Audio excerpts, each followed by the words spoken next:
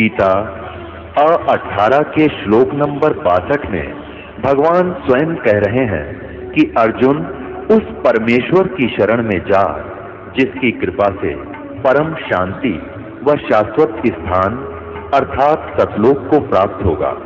वो परमेश्वर कौन है, कहाँ है, कैसा है, जानने के लिए कृपया अवश्य सुनिए जगत गुरु तत्वदर्शी संत रामपाल जी महाराज के अमृत वचन।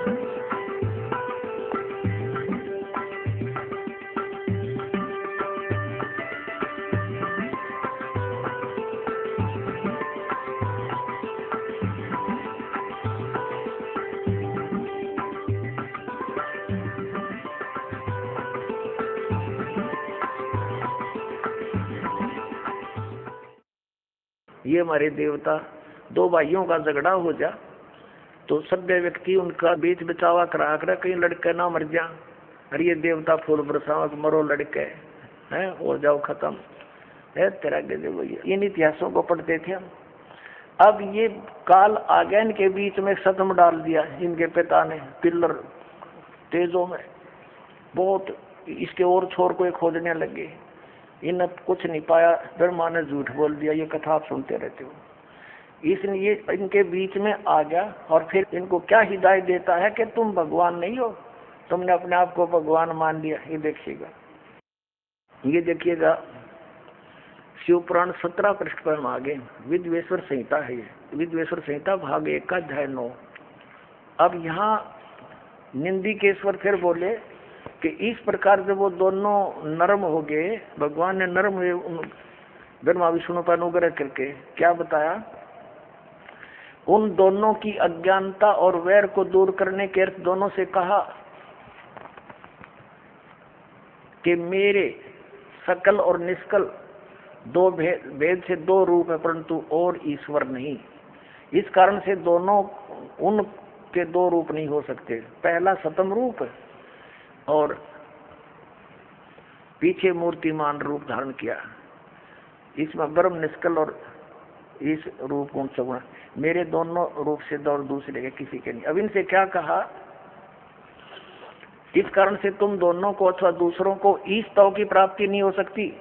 तुमने ब्रह्मा और विष्णु ने अज्ञानता से अपने को ईश माना, भगवान मान लिया। ये बड़ा ही अद्भुत हुआ, ये बड़ा गलत हो गया। उसको दूर करने को ही मैं रण स्थान में आया। अब तुम अपना विमान त्याग कर मुझ ईश्वर में अपनी बुद्धि लगाओ। मेरे प्रसाद से लोक में सब अर्थ प्रकाश होते हैं। अब ये क्या कहता है कि मैं जगत का वर्धक होने से मैं ब्रह्म हूँ। अब आगे दिखाता हूँ आपको, प्रश्न नंबर 18 पर देखिएगा। पहले ये देखेंगे अध्याय नंबर 10 का, और यहाँ हम आ जाते हैं। हे पुत्रो, ब्रह्मा और विष्णु को कह रहा है, इनका पिता ये ब्रह्म काल रूपी ब्रह्म सरपुरुष, हे पुत्रो ये कृत आपने तब से प्राप्त किया है जिसको सृष्टि की उत्पत्ति और प्रलय पालन कहता है। विष्णु और ब्रह्मा जी को इनका पिता ये काल कह रहा है कि तुमने ये कृत आपने तब से प्राप्त किए हैं जो कि सृष्टि की उत्पत्ति और पालन कहता है, जो मैंने प्रसन्न होकर तुम्हें दिया। इसी प्रकार दूसरे दो कृत रुद्र और महेश को प्रदान किए, परंतु अनुग्रह कृत कोई भी पाने को समर्थ नहीं है। अब इसमें दास तो कहना चाहता था कि दो तो ये ब्रह्मा विष्णु हो गए और रुद्र और शिव ये दो नारे हो गए, ये चार हो गए, और पांचवा ये बोल रहा है। ये पांचवा जो बोल रहा है ये इनका पिता है, ये सरपुरुष है, और वहां ये शिव रूप में खड़ा हो गया इनके पास आकर। ये ऐसे ही धोखे से काम करता है। अपनी वास्तविकता से परिचित नहीं होने देता। ब्रह्मा और विष्णु ने शंकर भगवान भगवान मान लिया। अब आगे देखना ये क्या कहता है, ये काल जो इन चारों को बहुत संबोधित कर रहा है, वो कहता है कि मेरा ओंकार मंत्र है। ये देखो, अब हम 19 पृष्ठ पर आगे 18 पढ़ लिया। विद्वेश्वर संहिता अध्याय 10 ही चल रहा है, यहाँ देखना।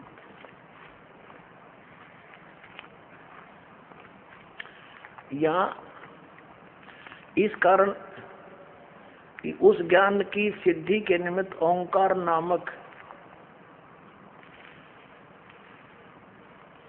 मंत्र जप करो, अभिमान को दूर करने वाला है, सोई निज मंत्र उपदेश करते हैं। यह ओंकार मेरे मुख से उत्पन्न होने से मेरे ही रूप का बोधक है, महामंगल करने वाला है। यह वाचक है, मैं वाच्य हूँ। यह मंत्र मेरा आत्मा है, उसके समन से मेरा समन होता है। उत्तर के मुख से अकार, पश्चिम के मुख से उकार, दक्षिण के मुख से मकार, पूर्व के मुख से बिंदु, मध्य के मुख से नाद उत्पन्न हुआ। इस प्रकार 5 प्रकार से ये निर्गत हुआ। वह सब एक होकर ओम ऐसा एक अक्षर हो जाता है। यह सब नाम रूपात्मक। अब कहने का भाव ये है कि ये ओम एक अक्षर इस ब्रह्मा विष्णु महेश के पिता का है। ये हो गया स्पष्ट। अब हम आते हैं पुनः देवी पुराण पर। अब इससे क्या सिद्ध हो गया कि ब्रह्मा विष्णु रुद्र और ये महेश ये भगवान नहीं है। इनका पिता खुद कह रहा है कि यू आर नॉट गॉड। और ये हमारे आचार्य शंकराचार्य हिंदू धर्म के धर्मगुरु ये इन्हीं को भगवान बता के हमें मूर्ख बना रहे। आज तक इनका कख नहीं पता था, इनको वेदों गीता और पुराणों का। बताओ, पुण्यात्माओं, इनने हमारे भोलेपन का नाजायज फायदा उठाया। इन नकली गुरुओं ने बैठा दिया, पूरा मानव समाज भूत बनवा दिया। फिर उनकी पूजा करवाते हैं, श्राद्ध निकालो, पिंड भरवाओ। अब जो साधना दास बताएगा उसमें ना तो कोई भूत बने, फिर कोई क्रिया की जरूरत नहीं उनकी। अब देखिए श्रीमद् भगवत गीता में हम फिर आते हैं। प्रसंग ये चला था आज के इन हमारे आचार्य और शंकराचार्य धर्मगुरुओं को तो ज्ञान कहाँ होगा, इनके भगवानों को ज्ञान नहीं, जिनको ये भगवान बताते हैं। और वो भगवान नहीं, ये सिद्ध हो गया कि ये भगवान नहीं है। और इनको ये भगवान बताते रहे, ईश बताते रहे। अब सतयुग के ब्राह्मणों ने ज्ञान नहीं। बताओ, सतयुग से लेकर आज तक ब्राह्मणों ने ज्ञान नहीं वेदों का। और देखिएगा श्रीमद् देवी भागवत गीता प्रेस ग्रुप से प्रकाशित, केवल हिंदी। इसके संपादक हनुमान प्रसाद पोदार, चिमनलाल गोस्वामी। ये गीता प्रेस गोरखपुर से प्रकाशित है। इसके हम 414 पृष्ठ पर आते हैं। ये 414 पृष्ठ है श्री संक्षिप्त देवी भागवत और छठा स्कंद। अब यहाँ से पढ़ेंगे। जन्मेजय ने पूछा, महाभाग किस युग में कैसा धर्म का स्वरूप है, इस संपूर्ण विषय को विशेष रूप से बताने की कृपा कीजिए। व्यास जी बोले, राजन, ये निश्चय कि सतयुग में ब्राह्मण वेद के पूर्ण विद्वान थे। उनके द्वारा निरंतर भगवती जगदम्बा की आराधना होती थी। भगवती का दर्शन करने के लिए उनका मन सदा ललायित रहता था। प्रत्येक गांव में शक्ति यानी दुर्गा का मंदिर का उद्घाटन हो, ये इस विषय की उनके मन में बड़ी उत्सुकता थी। बता, ये सतयुग के ब्राह्मण खाक विद्वान थे। कहते हैं व्यास जी का ज्ञान देख लो कि सतयुग के ब्राह्मण वेद के पूर्ण विद्वान थे और दुर्गा की भक्ति करते थे। अरे तेरा फूटे बाग हमारे, इसे आचार्य हमारे। अब दुर्गा तो कहती है कि वेद उस ब्रह्म की पूजा करो, ओम नाम है, नथिंग एल्स, और सब बातें त्याग दो। तो क्या ये सतयुग से लेकर आज तक ये ब्राह्मण लोग वेदों और गीता और पुराणों से परिचित थे? इन्होंने अपना भी नाश किया, हमारा भी बैठा दिया। अब अपना भी भक्ति नाश किया, अपना जीवन नष्ट किया, और साथ में यजमानों को भी ले डूब गई। अब ये तो सतयुग के ब्राह्मणों के विषय में। अब कलयुग के ब्राह्मणों की जानकारी जो वर्तमान के शंकराचार्य और आचार्य तकरीबन ये ब्राह्मण ही है, ब्राह्मण वर्ण के। अब यहाँ देखो वही छठा अध्याय चल रहा है, पृष्ठ 414 पर हम यहाँ पढ़ रहे थे। अभी ये हमने पढ़ लिया, अब यहाँ आ गया। व्यास जी कह रहे हैं कि धर्म की यही स्थिति त्रेता में रही, परंतु कुछ ह्रास हो गया। सतयुग की जो स्थिति थी वो द्वापर में विशेष रूप से कम होगी। राजन, उन प्राचीन युगों में सतयुग, त्रेता, द्वापर में जो राक्षस समझे जाते थे वे कलयुग में ब्राह्मण माने जाते हैं। ओए होए, क्योंकि अब के ब्राह्मण प्राय पाखंड करने में तत्पर रहते हैं, दूसरों को ठगना, झूठ बोलना और वैदिक धर्म कर्म से अलग रहना कलयुगी ब्राह्मणों का स्वाभाविक गुण बन गया है। पुण्यात्माओं, अब ये इतिहास है हमारे हिंदू धर्म के धर्म गुरुओं का, इनके द्वारा दिए गए स्पिरिचुअल नॉलेज का। इन आचार्य और शंकराचार्य और हमारे धर्म गुरुओं को कख नहीं पता था हमारे सदग्रंथ क्या बताते हैं। और ये के लोक वेद सुनाया करते थे। ये क्या कहते हैं कि जीव ही ब्रह्म है, अयम आत्मा ब्रह्म, ये आत्मा ही परमात्मा है। और फिर दूसरी तरफ कहते हैं श्री कृष्ण की, श्री विष्णु जी की और श्री शंकर भगवान की पूजा करनी चाहिए। बताओ, और उधर देवी की पूजा करते हैं और इनको भगवान बताते हैं। इनके विषय में लिखा है, स्पष्ट है कि ये भगवान है ही नहीं जिनको ये भगवान बनाकर हमें पूजवाया करते थे। तो पुण्यात्माओं, ये सौभाग्य आपका कि परमात्मा ने आपको शिक्षित किया, इस दास को अध्यात्म ज्ञान युक्त किया। अब देखना पूरे विश्व में यह ज्ञान जाएगा और सब मानव का कल्याण हो जाएगा। बोलो सतगुरुदेव।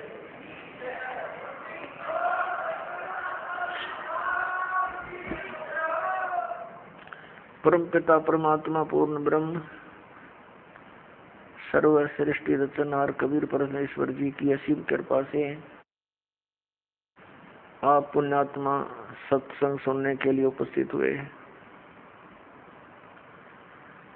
जिस प्यारी आत्मा के ऊपर परमात्मा की विशेष रजा होती है उसी को ये सुअवसर प्राप्त होता है।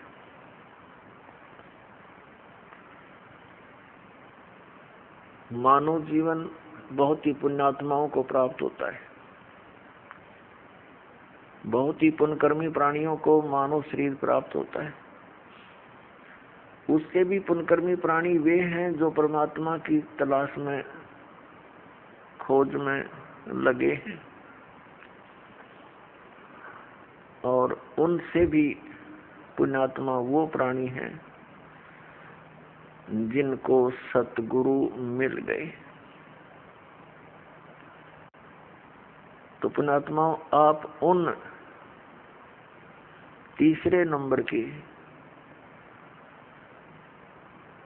यानी गुड, बेटर, बेस्ट, ये बेस्ट आत्मा हो परमात्मा की, आपको सतगुरु मिल गए।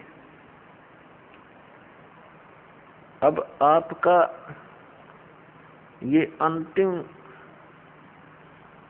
जीवन होगा यदि आप आजीवन इस सत भक्ति पर दृढ़ रहे, नियमित रहे, आप सतलोक चले जाओगे। आप आज से नहीं लगे हो, आप आज से नहीं लगे हो भक्ति के लिए, परमात्मा के लिए, आप युगों युगों से लगे हो। आप भक्ति मार्ग पर लगे हो लेकिन बीच में गफलत कर जाते हो। किसी भी कारण से आपका इस भक्ति मार्ग से पैर फिसल जाता है। आप फिर यही काल के गड्ढे में, घेरे में पड़े रह जाते हो और फिर से प्रयत्न करते हो इस घेरे से निकलने का, इस कुएं से निकलने का। तो अब आपका प्रयत्न, अब आपका जो इस काल के घेरे से निकलने का ये लास्ट स्टेप रह रहा है। यदि इससे फिर फिसल गए तो हजारों युगों तक आप इस स्टेप पर नहीं आ पाओगे, इस चरण में नहीं आ पाओगे। जो इस सतमार्ग से जुड़े हैं और उनका पैर फिसल गया तो वो तो बहुत कई हजार युगों के बाद ही फिर पुनः इस भक्ति मार्ग को ग्रहण कर पाओगे। कारण क्या है? कारण ये है कि ये सत भक्ति है, यथार्थ मंत्र है। इनके जाप करने से आपकी कमाई ढेर सारी होती है, बहुत ज्यादा हो जाती है। और इसका हमने संग्रह करके सतलोक जाना था इस भक्ति की कमाई के बल से, और ये अंतिम सांस तक हमने संग्रह करना था इसका। और हम किसी भी कारण से परमात्मा के इस मार्ग से विचलित हो जाते हैं अंतिम सांस तक कभी भी, तो फिर हम यही रह जाएंगे। और यहाँ का विधान है कि जैसे कर्म प्राणी ने किया है वैसे फल उसको मिलेंगे ही मिलेंगे। आपके पुण्यों का, आपकी सतभक्ति का ढेर लग जाएगा। जैसे आपको प्रथम मंत्र दिया जाता है, इसमें हमारे कमल है, हमारे शरीर के अंदर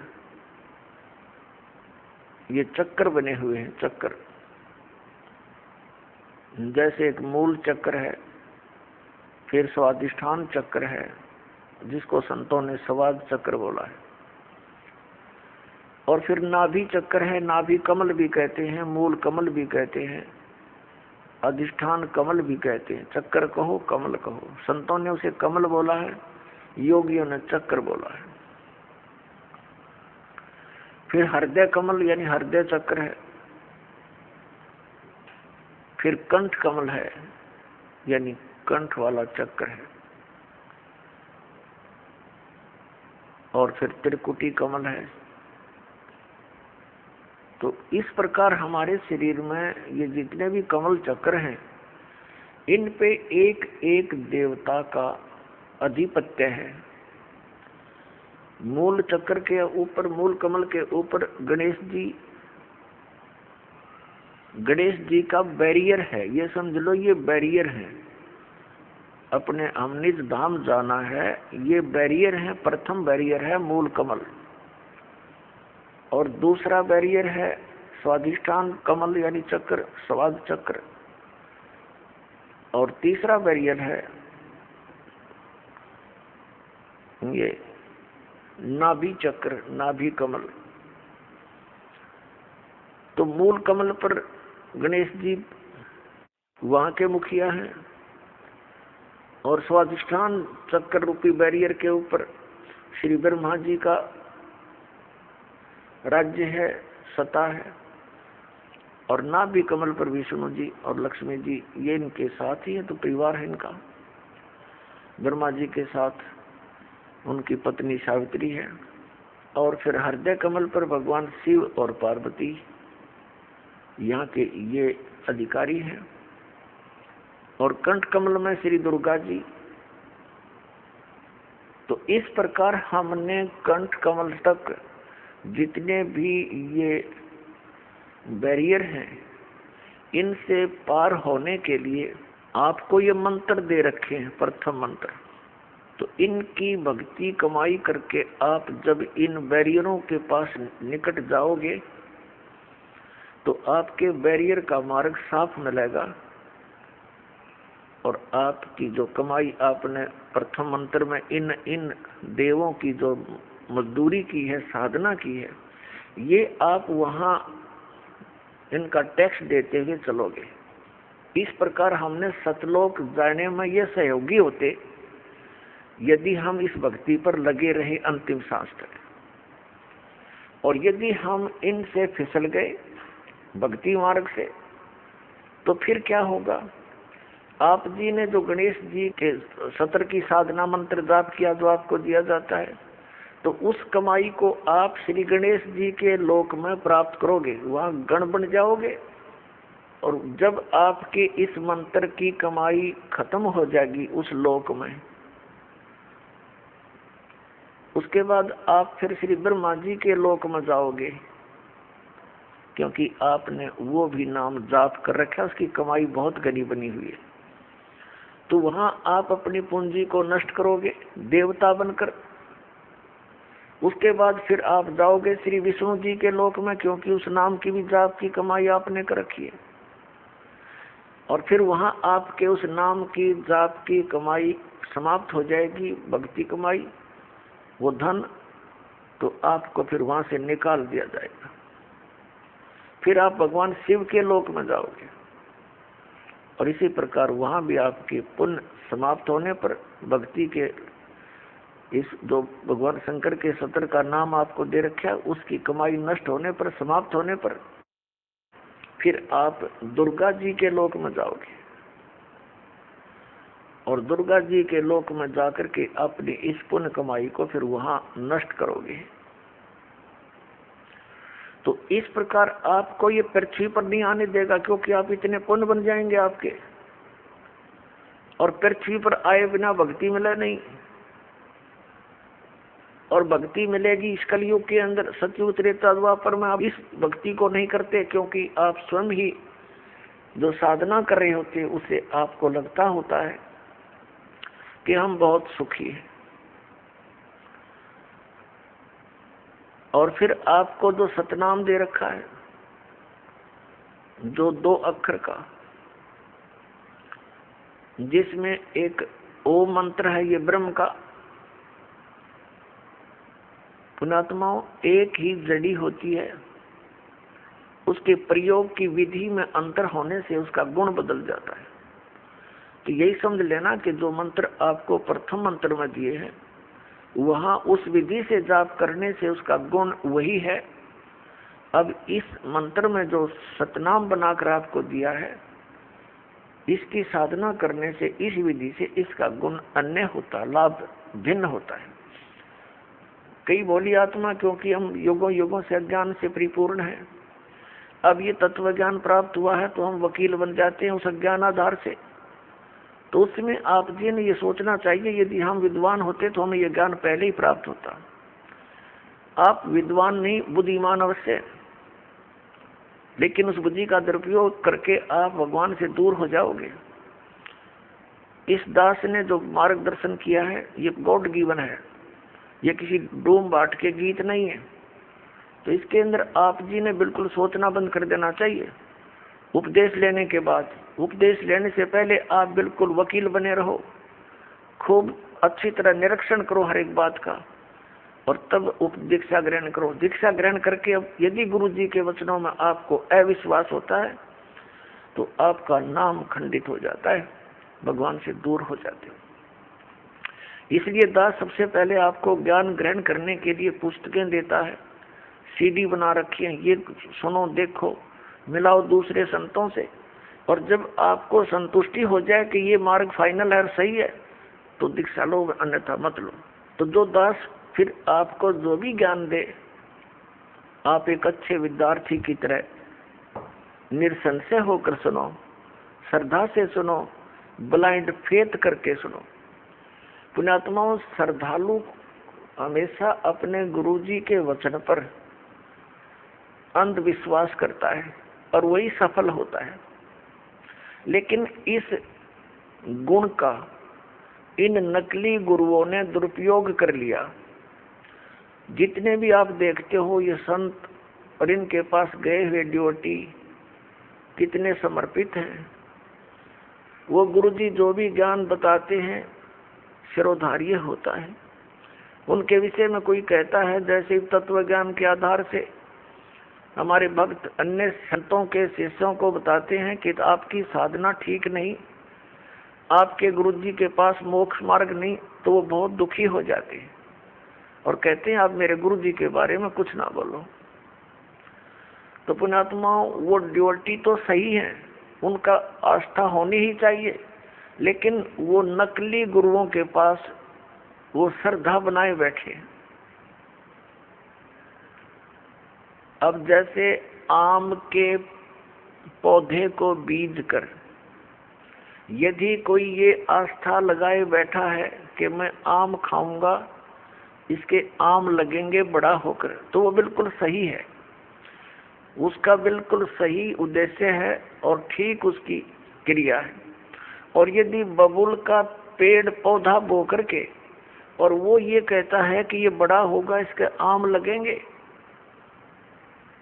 और उसको कोई जानकार व्यक्ति ये सलाह देता है कि ये आम का पौधा नहीं है, इसको आम नहीं लग सकते, और वो ये कहे कि तू मेरी भक्ति मार्ग को यानी मेरे पौधे को गलत मत बता, तो वो उसकी एक तो श्रद्धा है, जिस व्यक्ति ने उसको आम का पौधा बता करके बबूल दे रखा है, वो पूरा विश्वास किए बैठा है उस नकली आदमी पर। तो उस व्यक्ति को चाहिए कि इस व्यक्ति ने मेरे पौधे को ये बबूल क्यों बताया, उसकी फिर पूरा निरीक्षण करना चाहिए, तब उसकी सिंचाई करना, तो बबूल बोने का क्या यूज। तो जैसे भी किसी को ये शंका उत्पन्न करता है कोई कि भी आपका भक्ति मार्ग ठीक नहीं, तो उससे पूरा पूछे, अच्छी तरह निरीक्षण करे और फिर इन सदग्रंथों से मेल करे, क्योंकि किसी के लोक वेद से यानी कहने सुनने मात्र से अपने पद से डगमग होना ठीक नहीं। अपने आत्माओं, ये दास आपको जो ज्ञान देता है ये शास्त्र अनुकूल है। पवित्र श्रीमद् भगवत गीता, पवित्र चारों वेद और पवित्र पुराण, ये पवित्र हिंदू धर्म के श्रद्धालुओं के लिए शिरोधार्य है। और हमने शिरोधार्य का अर्थ होता है इनमें जो लिखा है वो सत्य है, और इससे बाहर कोई बताता वो असत्य है। असत्य डुप्लीकेट और सत्य ओरिजिनल। तो ओरिजिनल वस्तु से लाभ होगा, डुप्लीकेट से नहीं होगा। श्रीमद् भगवत गीता अध्याय नंबर 16 के श्लोक 23-24 में स्पष्ट किया है कि अर्जुन, शास्त्र विधि को त्याग कर जो मनमाना आचरण करते हैं उनको न तो कोई सुख प्राप्त होता है, न उनकी गति होती है, और न ही कोई सिद्धि को प्राप्त होते हैं, अर्थात यूजलेस। तो फिर फायदा क्या उस भक्ति के करने का। तो गीता अध्याय नंबर 16 के श्लोक नंबर 24 में तुरंत कहा कि इससे तेरे लिए अर्जुन कर्तव्य और अकर्तव्य की व्यवस्था में, यानी कौन सी भक्ति करनी चाहिए और कौन सी ना करनी चाहिए, सदग्रंथ ही प्रमाण है, उनको आधार मानना। सदग्रंथों के विपरीत कोई ज्ञान देता है उसको स्वीकार मत करना, वो गुरु ठीक नहीं। भावार्थ ये है इस पवित्र सदग्रंथ के इस श्लोकों का। तो पुण्यात्माओं, ऐसे तो आपको भी कोई कह सकता है कि आपके गुरु जी का ज्ञान ठीक नहीं, तो उसे प्रमाण लीजिए और फिर अपने प्रमाण दीजिए, और फिर भी आपको कोई भिन्नता लगे तो बेशक किसी को स्वीकार कर लीजिए। लेकिन दास ये दावे के साथ कहता है कि इस विश्व के अंदर इस दास के अतिरिक्त न तो तत्व ज्ञान है और न ही भक्ति का कोई मंत्र समाधान है। सबके पास यूजलेस मंत्र है, मोक्षदायक नहीं है, वो सब झूठे और गलत मंत्र है, शास्त्र विरुद्ध ज्ञान है। ये ढोल के डंके पर कहते हैं। और ऐसा है तो प्रमाण दे कोई हमारे सामने आए। हमने अध्यात्म ज्ञान चर्चा का एक प्रोग्राम चलाया, उसमें सामने आए और अपना पक्ष प्रस्तुत करें।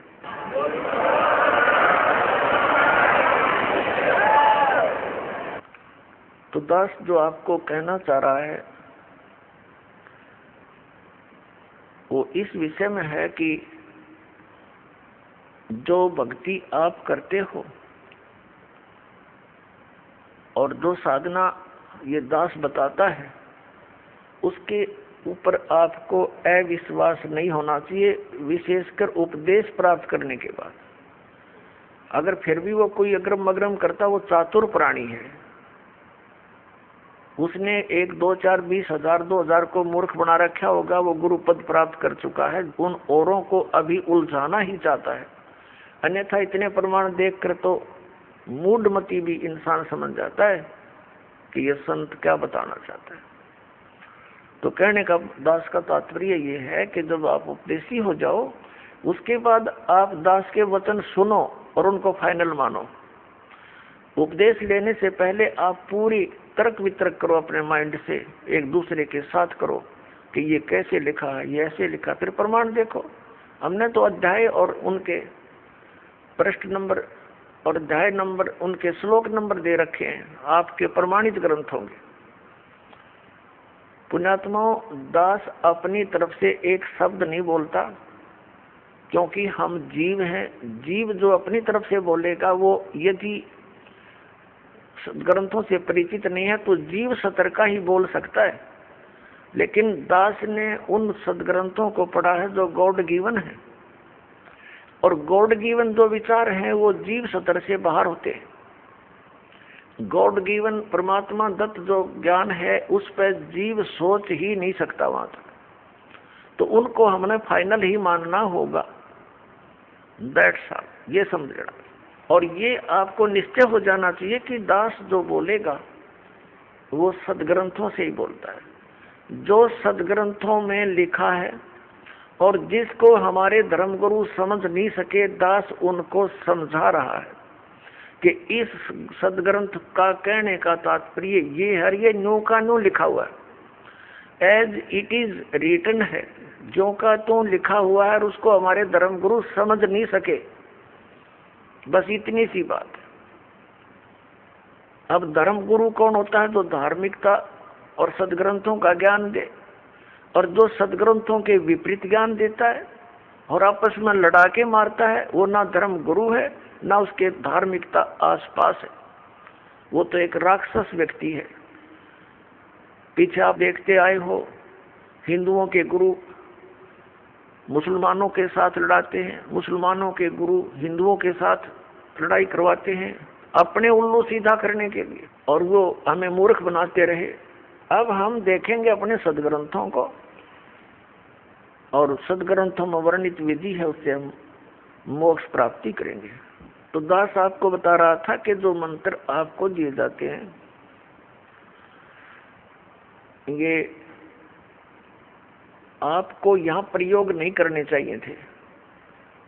आप इनकी कमाई को संग्रहित करना है, सुरक्षित रखना है, किसी को आशीर्वाद नहीं देना, किसी को कोई दुआ या बद दुआ नहीं देना। बद दुआ दोगे तो भी आपकी पुण्य अक्षीण होंगे, और किसी को आशीर्वाद दोगे तो भी आपके भक्ति कमाई समाप्त होगी, खर्च होगी।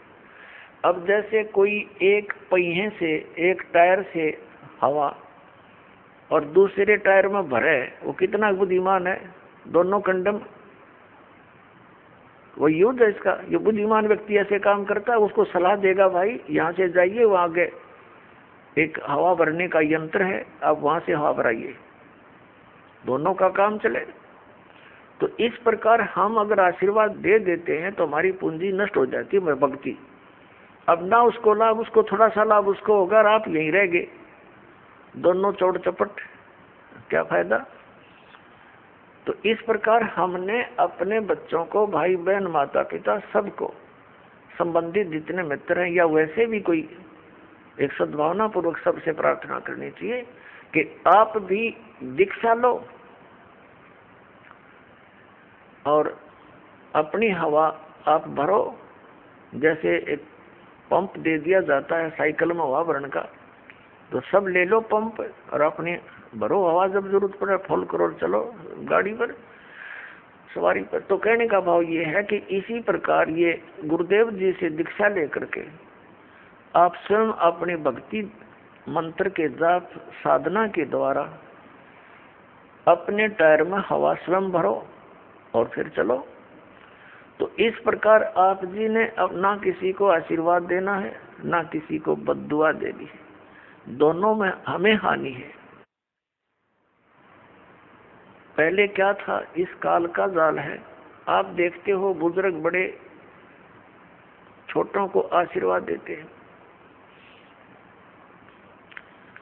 और बड़े उनके चरण छूते हैं।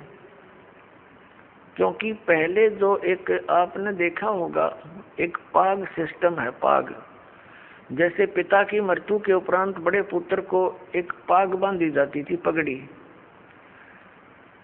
और फिर वो पिता वाले कर्म वो करता था।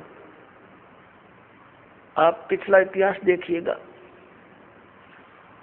तो उसमें क्या होता है कि वो आशीर्वाद देने वाला अपनी पूंजी नष्ट करता है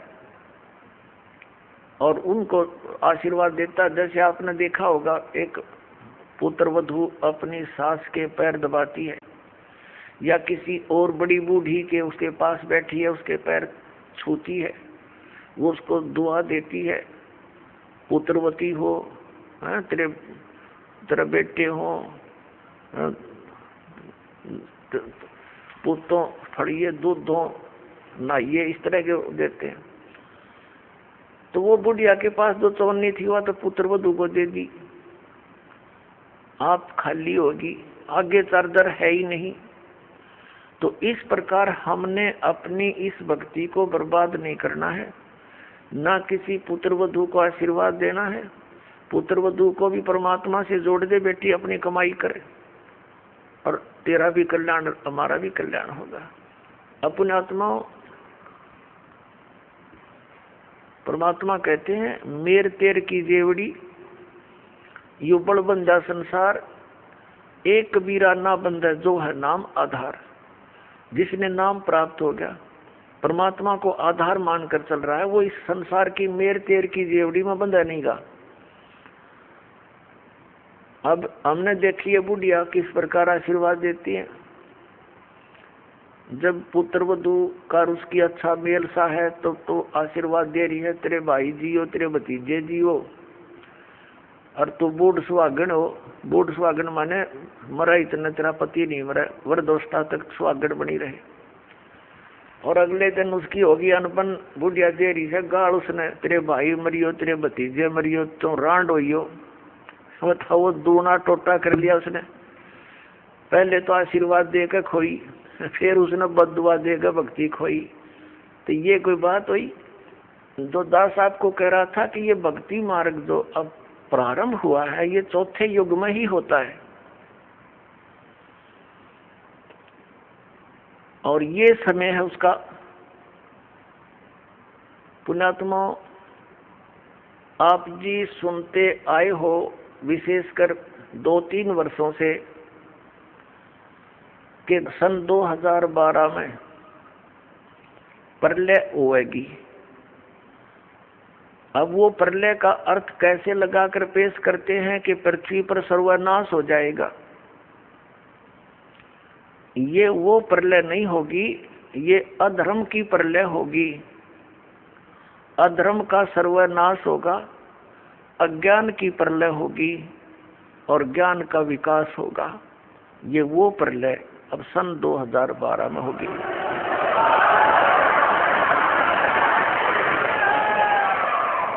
श्रीमद् भगवत गीता अध्याय नंबर 4 के श्लोक नंबर 7 में कहा है, यदा यदा ही धर्मस्य ग्लानि भवति भारत।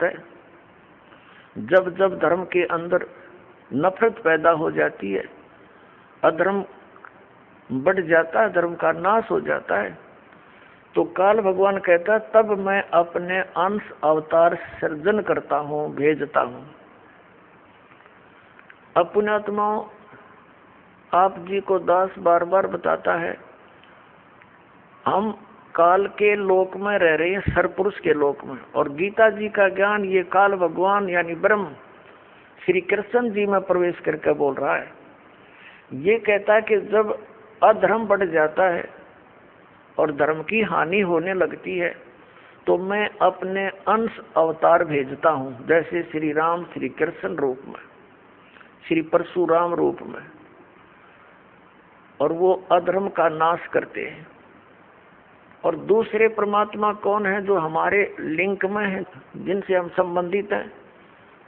यहाँ तो हम इसलिए से संबंधित हैं क्योंकि हम इस काल के ब्रह्म के लोक में रह रहे हैं, और हमारा मूल मालिक परम अक्षर ब्रह्म है, वह हमने जाना, उसके लिए हम प्रयत्न करें। तो ये काल के जो अवतार होते हैं, ब्रह्म के अवतार कैसे धर्म की, कैसे अधर्म का नाश करते हैं। जैसे महाभारत करवाया किसने? श्री कृष्ण जी में प्रवेश करके इस काल भगवान ने, श्री कृष्ण युद्ध नहीं करवाना चाह रहे थे, वो तो 3 बार शांति दूत बनकर गए थे और उन्होंने यहाँ तक प्रतिज्ञा कर ली थी कि मैं युद्ध भी नहीं करूंगा, हथियार नहीं उठाऊंगा। तो ये काल है, ये कराता है। तो उस समय कहते हैं अधर्म बढ़ गया था और उस अधर्म का नाश उसने कैसे करवाया? महाभारत का युद्ध करवा के उसमें धर्मी भी मर गए, अधर्मी भी मर गए। और फिर एक और समस्या पैदा होगी रोजी और रोटी की, बहनें विधवा होगी, बच्चे अनाथ हो गए। वो अधर्म कहाँ बढ़ा? वो तो अशांति और फैलगी और उन बहन बेटी जो विधवा होगी थी उनके साथ अन्य लोगों ने बदतमीजियां की, उनकी इज्जत के दुश्मन बन गए। ये खाक अधर्म का नाश किया उन्होंने। अब जैसे परशुराम जी ने अक्षत्रियों को मार डाला क्योंकि वो सब निर्दयी, अत्याचारी, अन्यायी हो गए थे। और यही स्थिति पुण्यात्माओं अधिकतर अब हो चुकी है। राजनेता अपने स्वार्थवशी कार्य करते हैं, अधिकतर ये अधिकारी गण भी अपने स्वार्थवश कार्य करते हैं, वो न्याय और धर्म को नहीं देखते।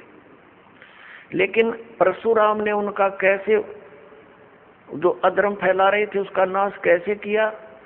उनको सबको फरसे से काट डाला, उनकी हत्या कर दी। अब वो क्या अधर्म का नाश करा उसने?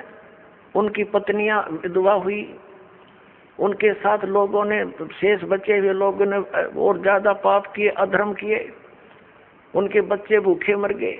ये टट्टू अधर्म का नाश करा इन्होंने। तो पुण्यात्माओं, परमात्मा कैसे उस अधर्म का नाश करता है, अधर्म की कैसे प्रलय करता है जो अब होने जा रही है। परमेश्वर 600 वर्ष पहले आए थे, उस समय उन्होंने ये तत्व ज्ञान और अपनी समर्थता का प्रमाण दिया था। परमात्मा ने ऐसे सुख दिए थे जो उनकी शरण में आए थे। 64 लाख शेष हुए थे कबीर परमेश्वर जी के। सन 1398 से सन 1518 तक 120 वर्ष परमात्मा इस पृथ्वी पर रहे। एक जन साधारण की लीला की, जुलाहे का कार्य किया और एक परम संत की भूमिका की, तत्वदर्शी संत की भूमिका की। और जो भी उनकी शरण में आए उनके आशीर्वाद मात्र से उनको सुख होना शुरू हो गया। यानी परमात्मा की सतीथि को पुनः स्थापित किया कबीर परमेश्वर जी ने और अधर्म का नाश किया। और वही उसके बाद फिर उन महापुरुषों के मिलते रहते हैं, वो आकर के उनके द्वारा फिर अपने धर्म का प्रचार कराते हैं। उनसे सुख होता है, जनता को भक्ति में आस्था बनी रहती है। तो अभी ये 50-60 वर्ष पहले तक पुण्यात्माओं, आप पिछला इतिहास देखो, कितना शांति से रहते थे लोग। दुखी को दुखी देखकर दुखी होते थे, उसकी मदद करते थे। एक घर में कोई अभाव होता किसी वस्तु का तो गांव इकट्ठा हो जाता था और भाई उसकी मदद करो, कोई किसी कारण से कोई उसके ऊपर आपत्ति आई है तो। और अब खुश होते हैं किसी का हानि होती है तो अब बिजली गिर गई। उन महापुरुषों के द्वारा स्थापित किया हुआ धर्म अभी तक चल रहा था, अब फिर दया करी है दाता ने। ये आप देख रहे हो, क्योंकि दास के जीवन में ये 61वां वर्ष चल रहा है। इससे पहले का भी समय देखा और वर्तमान का समय भी दास देख रहा है। दिन और रात की बिजली गिर गई है, इतना अंतर हो गया। अब परमात्मा अपने भी वो अंश अवतार भेजता है। जैसे आदरणीय नानक साहिब जी आए, पूरे पंजाब क्षेत्र में धार्मिकता को कूट कूट कर भर दिया। लेकिन 10वें श्री गुरु जी जो थे इनके, गुरु गोविंद सिंह जी, उसके बाद कोई संत गुरु ना रहा। केवल गुरु ग्रंथ साहिब को उन्होंने गुरु मानना प्रारंभ कर दिया। अपनी अपनी डफली, अपना अपना राग शुरू हो गया। शराब पीने लगे, मांस खाने लगे। अपने आत्माओं, जैसे गुरु ग्रंथ साहिब क्या है, ये तो एक विधान है भगवान का, और उस विधान को मेंटेन करने के लिए राजा की आवश्यकता होती है, संत की। तो जैसे हमारा विधान बना के छोड़ दिया, और कोई प्रधानमंत्री राष्ट्रपति कोई बने नहीं, और यूं कहें जाके इस विधान को राष्ट्रपति मान लो तो सब आप अपनी डफली बजाओगे, वो तो सारा बात बिगड़ जाएगी। तो उस विधान में जो भी नियम है उनका पालन करवाने वाले संत की आवश्यकता अवश्य पड़ेगी, और तब ये धार्मिकता बनी रहेगी। ये दास का एक संत होने के नाते एक सलाह है और सच्चाई है। तो अब ये कितना अंतर हो गया उसी पवित्र धर्म में। मुसलमान धर्म चला उस समय भी उसमें कोई ऐसा मांस और शराब का और तंबाकू का बिल्कुल समावेश नहीं था, और अब इसमें भी ऐसे ही बहुत बुराई करके मांस खाते हैं और तंबाकू पीना, ये तो आम बात हो गई है। तो पुण्यात्माओं, अब ये अधर्म का नाश होगा, नास्तिकता का अंत होगा, और सब लोग धर्म की तरफ चलेंगे, क्योंकि अधर्म करके सब थक चुके हैं। शराब मांस तंबाकू पीकर थक चुके हैं, लेकिन इनको कोई विकल्प नहीं दिखता, क्योंकि समाज के अंदर ये बुराई घनी करगी और कदम कदम पर आगे साथी मिले हैं पीने और खाने वाले। तो अब ये दास जो ट्राई कर रहा है, कोशिश कर रहा है कि सबद समाज बनाए, और समाज ही बच्चे जो पुण्यात्मा हैं वही अधिक मात्रा में हो जाएंगे बीड़ी शराब मांस तंबाकू से दूर और सतभक्ति करने वाले। तो धीरे धीरे उन बुराई को हटाएंगे, अन्य को भी दूर करेंगे, वो भी देखम देखा फिर अच्छाई पर लगेंगे। जैसे देखम देखा ये बुराई सब में घर कर गई है। तो जो दास आपको अप्रसंग जो चल रहा है पुण्यात्माओं, कि अब ये जो समय है ये इन 4 युगों की करीब है, सतयुग त्रेता द्वापर की और इस कलयुग की। अब ये पीक, वो कहते हैं ना, प्राइम टाइम है भक्ति का, मोक्ष कराने का। सतयुग त्रेता द्वापर में प्राणी वैसे ही बहुत सुखी थे, अच्छी आत्माओं का जन्म होता है, तो वो जो भी भक्ति शास्त्र विरुद्ध भी कर रहे होते हैं तो भी उनको सुख होता है। तो वो ये समझ बैठते हैं कि जो साधनाएं हम कर रहे हैं इन्हीं से हमें लाभ हो रहा है। जैसे ये दास पहले भगवान श्री कृष्ण, भगवान विष्णु, भगवान शंकर जी, बाबा श्याम जी, हनुमान जी और भी जो देवी देवता हमारे पवित्र धर्म में हमें पूज्य बता रखे थे, सबकी पूजा करते थे। और वो अब पता चला वो तो शास्त्र विरुद्ध साधना थी, जिससे लाभ हो ही नहीं सकता।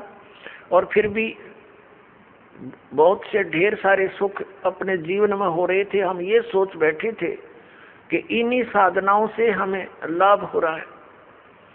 अब पता चला कि उन्हीं पूजाओं को करने वाले हमारे पड़ोस में, गांव में, उनके सर्वनाश हो गए। कभी बुद्धि नहीं गई कि ये भी वही पूजा करते हैं और इनका कति नाश हो गया और हमें कैसे लाभ मिल रहा है। वो प्रारब्ध कर्म ही हमें प्रफुल्लित हो रहा था। जिनके प्रारब्ध में पाप थे वो पाप उनको कैर तोड़ रहे थे, जिनके प्रारब्ध में सुख थे, पुण्य कर्म थे, उनको फल मिल रहे थे। पूजा दोनों ही एक जैसी कर रहे थे। अब ये पता चला कि जो साधनाएं हम कर रहे थे उनके फल से, उनके प्रतिफल से हमें कोई सुख नहीं था।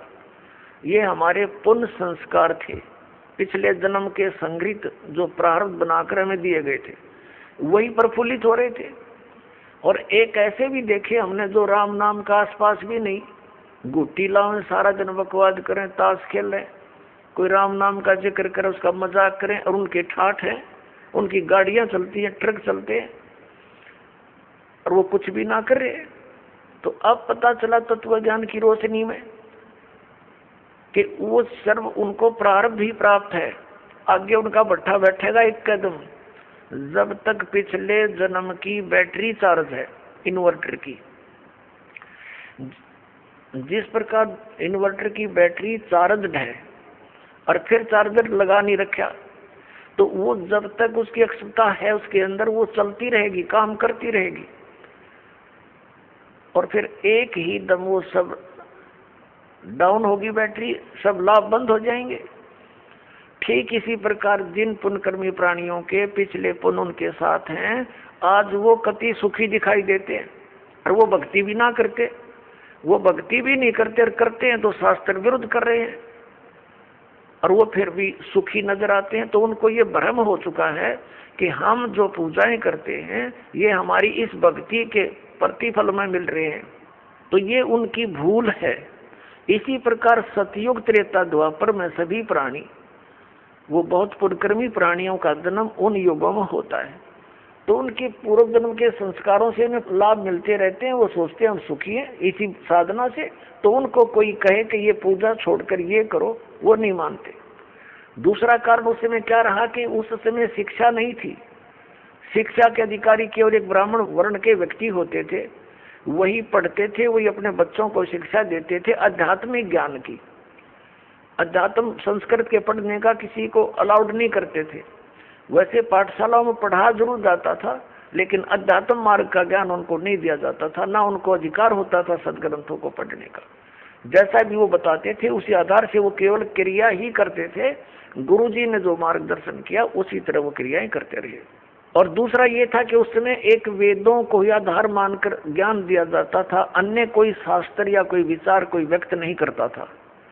कोई शास्त्र सदग्रंथ अन्य नहीं था वेदों के अतिरिक्त, तो उनको कोई शंका संशय नहीं था। और उनको जो मार्ग बताया जाता था वेदों अनुसार ओम नाम का जाप ही ऋषि लोग दिया करते थे, और कोई अन्य मंत्र नहीं देते थे। जैसे ये ओम नमः भागवते और ओम नमः शिवाय आदि ये मंत्र नहीं जाप करते थे, वो तो बाद में करने लगे हैं लोग। तो केवल ओम नाम का जाप और 500 यज्ञ ये ऋषि जन करते और करवाते थे। तो उस समय जो साधना वो ओम नाम का जाप और गुरु परंपरा से करते थे, उनको भविष्य की पुण्य तो एकत्रित होते थे, लेकिन लाभ उनको पिछले संस्कारों से मिल रहा होता था। ओम नाम के जाप से उनको क्या लाभ होता था? ब्रह्मलोक प्राप्ति। जैसे आपने श्री महावीर जैन जी के जीवन में बहुत बार दास ने दिखाया है, वो महापुरुष तो वेदों अनुसार साधना करते थे, जिस कारण से 80 लाख बार तो वो देवता पद को प्राप्त किया उन्होंने। और फिर कितना कर टूटा पाप के कारण, 60 करोड़ बार गधा, 30 करोड़ बार कुत्ता और बिल्लियां थी, पता नहीं कितनी बार उन्हें ऐसे कष्ट भोगे। तो ये विधान है यहाँ के भगवान का। तो सतयुग त्रेता द्वापर में कोई भी प्राणी परमात्मा के इस ज्ञान को ग्रहण नहीं कर सकता। कोई ये कहे कि ब्रह्म से ऊपर भगवान है, और कोई ये कहे कि श्री कृष्ण और राम से ऊपर कोई शक्ति है, विष्णु और ब्रह्मा से ऊपर शक्ति है, तो सतयुग त्रेता द्वापर में लोग नहीं मानते, क्योंकि वो स्वयं सुखी होते। और इन कलयुग में क्या है, इस काल ने करी थी हेरा फेरी हमारे साथ। क्या हेरा फेरी की थी कि परमात्मा से कहा था कि जब तुम्हारा वो प्राइम टाइम आवेगा कलयुग में पार करने का, तो उससे पहले मैं अनेकों पंथ अनेकों मजहब बना दूंगा, सबको भ्रमित करवा दूंगा, मंदिर मस्जिद गुरुद्वारे और इन तीर्थों तक सीमित कर दूंगा, श्री राम कृष्ण देवता आदि पर पूर्ण दृढ़ कर दूंगा। और जब तेरा कोई संत आएगा, तेरा अवतार आएगा इस अज्ञान का नाश करने के लिए, तो उसकी कोई नहीं सुनेगा। इसलिए काल ने कलयुग का समय परमात्मा से मांगा था कि कलयुग में आप कितने ही प्राणी मुक्त करा लेना। परमात्मा को पता था, कबीर परमेश्वर जी को, कि सतयुग त्रेता द्वापर में ये प्राणी दुखी नहीं होंगे, इनके पुण्य इनके साथ रहेंगे, ये मेरे विचारों को कतई नहीं मानेंगे। और कलयुग में काल ने चाल चली थी कि इनको नास्तिक कर दूं, ये भक्ति चावे ही नहीं, कोई आवे तो उनका संदेश वाहक परमात्मा का, तो ये सुना ही नहीं। जैसे पूरा चीन नास्तिक हो गया, पूरा रूस नास्तिक हो गया। काल का ये दाव था कि भारतवर्ष को भी नास्तिक कर दूं। इसके लिए इसने कौन से कदम उठाए? पहले तो बुद्ध धर्म की शुरुआत की। बुद्ध धर्म के ऊपर परमात्मा ने दया करी, आदि शंकराचार्य को भेजकर उस बुद्ध धर्म को बंद किया और अपना धर्म चला दिया। काल भगवान ने उसको भी ग्रिप कर लिया। उसने श्री कृष्ण, श्री राम, श्री शंकर जी को सुप्रीम पावर बताकर हमारे ऊपर ये पूरी साधनाएं थोप दी, और फिर साथ में ये तीर्थों और ये धामों की पूजाओं पर लगा दिए, बंदरों की पूजाओं पर। अब परमात्मा बड़े दयालु हैं, ये भी उनका एहसान है श्री आदि शंकराचार्य जी का कि उसने हमें नास्तिक होने से बचा दिया। यदि बौद्ध धर्म भारतवर्ष में फैल जाता तो चीन जैसी दशा आज हमारी होती, हम राम नाम बोल भी नहीं सकते थे। लेकिन बात वही की वही रही, आसमान से गिरे, खजूर पर अटक गए। लेकिन इतना अवश्य रहा कि हम धार्मिकता की तरफ अग्रसर रहे। अब काल ने फिर दूसरा दाव खेला नास्तिक बनाने का। ये जितना राधा स्वामी पंथ, जय गुरुदेव पंथ, विनोद वाला, राधा स्वामी पंथ, ताराचंद वाला, और ये सच्चा सौदा सिरसा और जगमाल वाली वाला, ये अड़क यहाँ पर निकट सी है,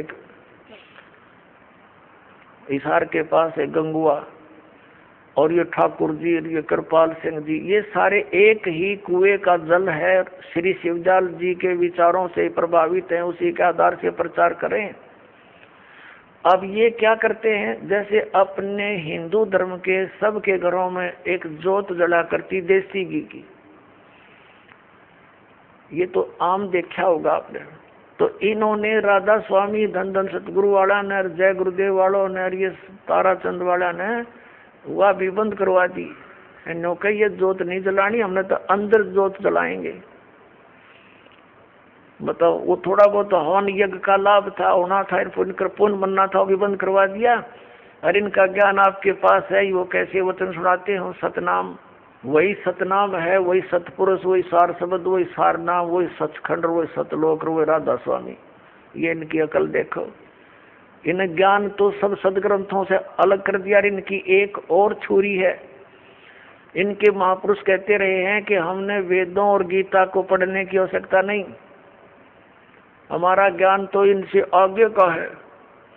जो थोड़ा बहुत गीता जी को नित्य पाठ करके ज्ञान यज्ञ का लाभ मिलना था, वो बंद करवा दिया। इन ग्रंथों से नफरत करवा दी। तो ये पक्के काल के दूत थे। अब कुछ वर्षों के अंदर आप देख लेना, अगर ये नहीं इस मार्ग पर लगे तो सब नास्तिक हो जाएंगे, चीन जैसी स्थिति हो जाएगी इन लोगों की। लेकिन अब परमात्मा दया करेंगे, सबको ये ज्ञान स्वीकार करना पड़ेगा, नहीं तो इस मनुष्य जीवन को नाश करके वो बहुत कष्ट उठाएंगे जो इस ज्ञान को स्वीकार नहीं करेंगे। दास कोई उनकी बुराई में नहीं बोल रहा। इस दास को ये पता चल गया कि ये सभी हम एक पिता की संतान हैं, और यहाँ का जो काल भगवान है वो नहीं चाहता कि इनको यथार्थ ज्ञान हो। सदग्रंथ हमारे पास है और गुरु हमने बना रखे। हमारे हिंदू धर्म के गुरु हमें नहीं बता पाए सदग्रंथों में क्या प्रमाण है।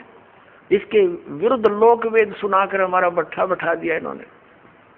तो दास का उद्देश्य सभी पुण्यकर्मी प्राणियों से है, यही है कि आप जी सच्चाई को ग्रहण करें, पूरा अच्छी तरह जांच करें जो दास शब्द बोलता है, और फिर इस तत्व ज्ञान को ग्रहण करें और अपना कल्याण करवाएं।